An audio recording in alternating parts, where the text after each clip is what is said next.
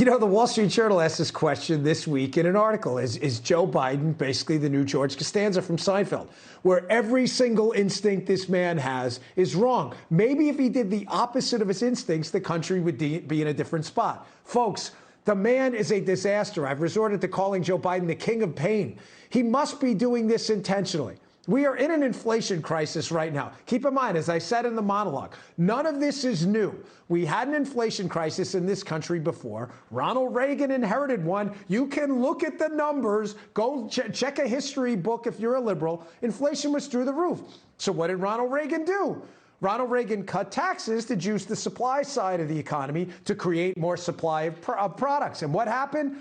GDP exploded. Here's another, you can see it. You could go look up the numbers, what happened in the Reagan years. GDP, 6 and 7% GDP growth during the Reagan years.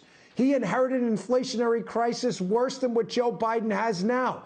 And you know what they didn't do? There it is, right there, you can see it. They did not spend a boatload of money more than they needed to spend. They cut taxes and put them back in the producer's hands so they could produce goods to suck up all this excess money in the economy. The Federal Reserve raised interest rates, and eventually we got back to growth. Now, there were debts and deficits in the Reagan years, no doubt. But we have never seen debt and deficits like this in U.S. history, nothing even comparable since World War II. So what's Joe Biden's instincts?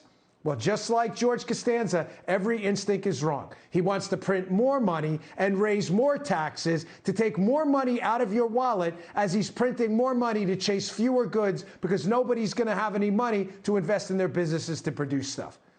The George Costanza presidency, they nailed it in the Wall Street Journal.